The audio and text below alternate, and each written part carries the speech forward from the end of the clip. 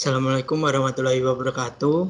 Perkenalkan, nama saya Hafid Nurrahman Senati Putra dengan NIM 30183. Di sini saya akan mempresentasikan tentang studi kasus 7 mata kuliah rekayasa nilai dengan judul State Road 826 Palmetto Expressway Managed Lane PDNE Study.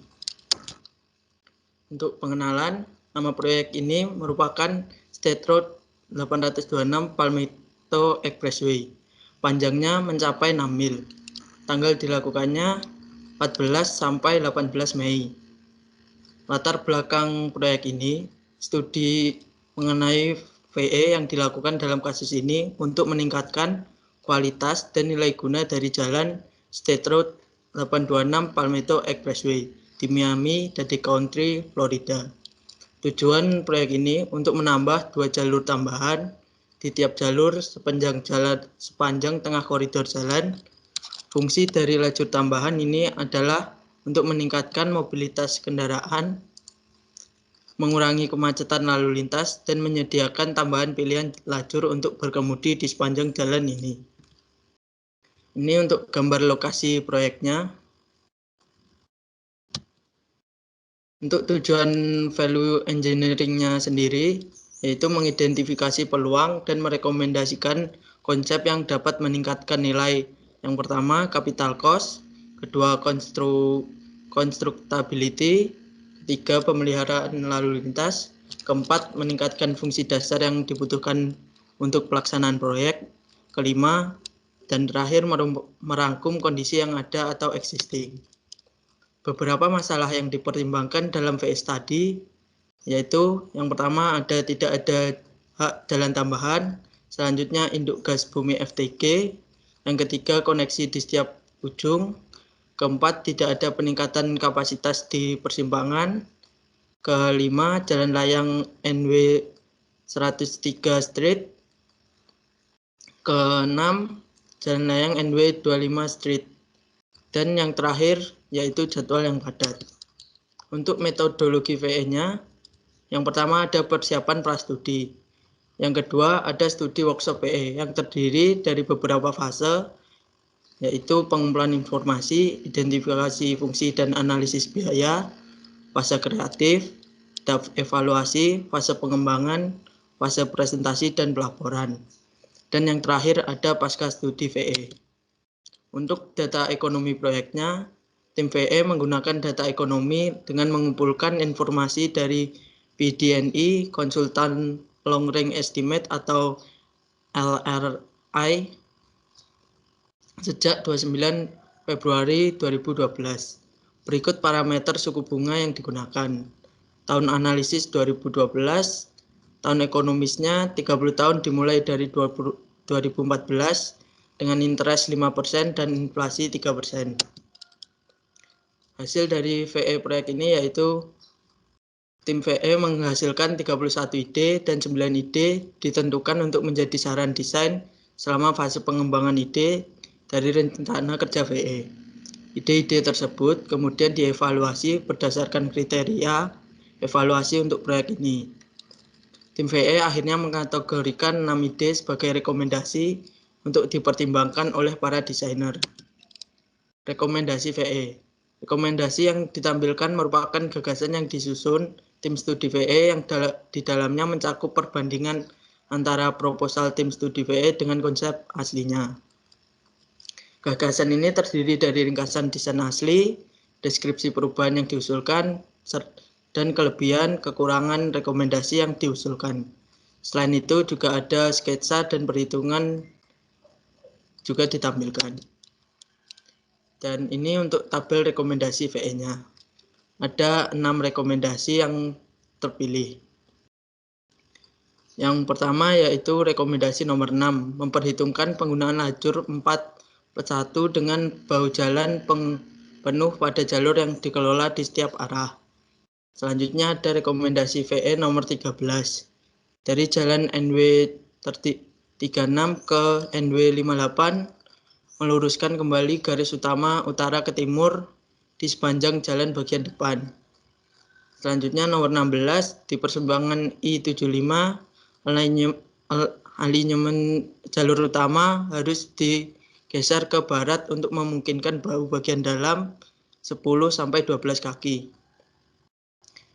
Selanjutnya ada rekomendasi VE nomor 19. Antara Jalan 74 dan Jalan Okeechobee, perluasan jalur selatan ke barat untuk menyediakan bahu jalan sepanjang 12 kaki di bagian dalam. Selanjutnya rekomendasi nomor 22. Pada section 5 dibuat crown dan stripping sepanjang 11 kaki untuk menghindari dampak pengerjaan ulang. Juga perpanjang jalur utara ke 5 lebih jauh ke selatan. Yang terakhir ada rekomendasi VE nomor 23. Tambahkan batas kecepatan variabel ke jalur tujuan umum. Dari 6 rekomendasi tersebut, hanya 2 rekomendasi yang disetujui oleh manajemen, yaitu rekomendasi 16 dan rekomendasi 22, yang masing-masing memiliki nilai tambah sekitar, untuk yang 16 sekitar $3 juta, dan untuk yang nomor 22 memiliki potensi penghematan biaya sekitar $940.000. Berikut rekomendasi VE-nya. Rekomendasi VE6 mempertimbangkan 4 lajur tambahan plus 1 lajur dengan adanya bahu jalan penuh di lajur yang dikonstruksi di tiap jalur. Keuntungan dari rekomendasi ini, biaya awal yang rendah, dampak operasional yang lebih sedikit, menyediakan aliran pendapatan awal, yaitu 4 bulan setelah pemberitahuan berlanjut. Yang keempat, untuk keuntungannya mengurangi dampak ke area konstruksi jalan I-75. Dan keuntungan terakhirnya memanfaatkan infrastruktur atau jalur yang ada dengan cara yang semula dimaksudkan. Untuk kerugian rekomendasi nomor 6 ini, yaitu kekhawatiran yang mungkin timbul mengenai aliran lalu lintas yang berdampak lebih lambat. Jalur terkelola tunggal belum pernah diterapkan sebelumnya di Florida, dan pemeliharaan delineator yang bermasalah.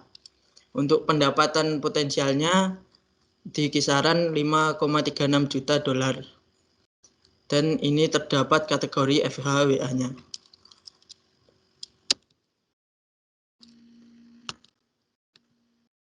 Ini merupakan gambar konstruksi rekomendasi VE6. Selanjutnya rekomendasi VE nomor 13. Dari jalan NW36 ke NW58 diatur ulang garis tengah northbound ke arah timur sepanjang frontage road.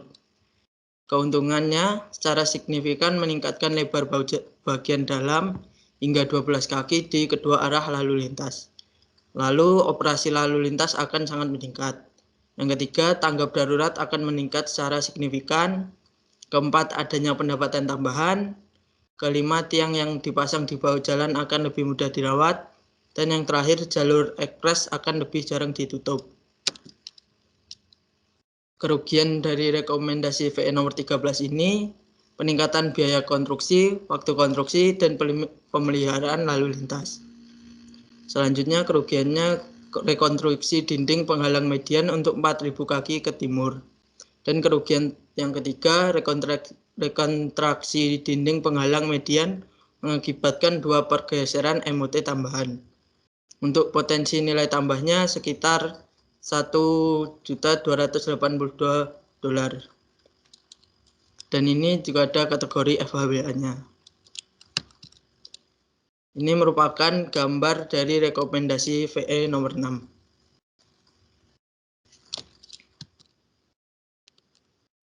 Selanjutnya rekomendasi VE nomor 16. Pada persimpangan I-75, garis tengah alignment dimodifikasi sehingga memungkinkan adanya 10-12 kaki untuk bahu jalan bagian dalam. Keuntungannya ada 2, yaitu meningkatkan lebar bahu dari 4 kaki menjadi 10-12 kaki di semua arah lalu lintas untuk setiap jenis jalur, dan operasi lalu lintas akan sangat meningkat.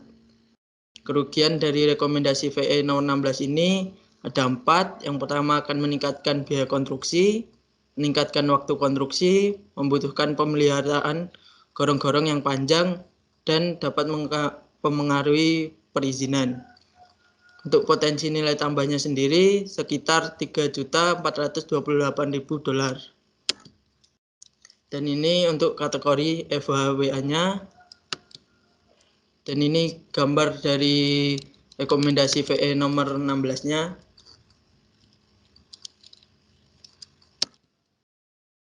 Selanjutnya rekomendasi VE nomor 19.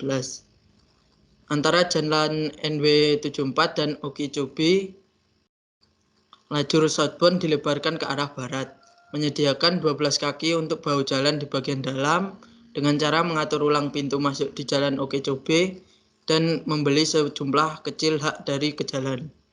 Keuntungannya ada 3.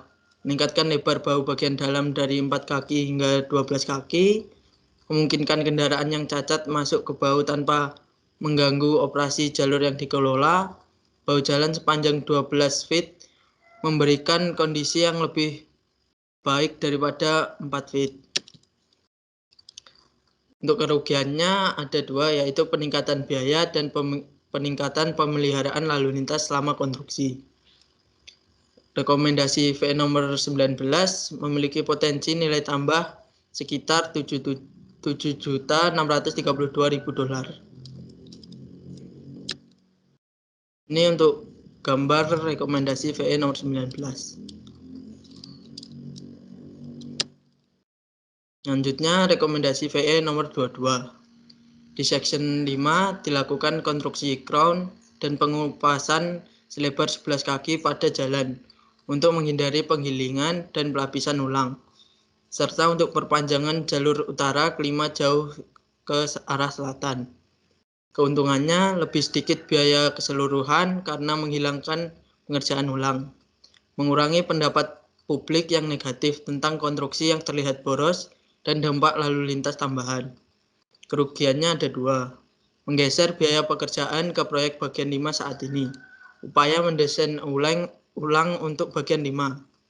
Untuk potensi penghematannya sekitar $940.000. Ini untuk kategori FHWA-nya. Dan ini gambar rekomendasi VE nomor 22. Selanjutnya rekomendasi VE nomor 23 atau yang terakhir, yaitu menambah variabel batas kecepatan di lajur umum. Keuntungannya ada 3 dan kerugiannya ada 2, yaitu meningkatkan operasi dan secara aktif mengelola aliran pada jalur tujuan umum, meningkatkan hasil yang diantisipasi karena variasi kecepatan yang dibuat kecil, memberikan kecepatan yang lebih konsisten, dan kerugiannya peningkatan biaya modal dan pemeliharaan yang berkelanjutan untuk tanda-tanda dinamis. Kerugian yang kedua yakni konsep baru untuk wilayah dan penerimaan publik. Dan rekomendasi VE nomor 23 ini memiliki potensi nilai tambah sekitar $2 juta sampai $5 juta. Dan ini untuk kategori FHWA-nya.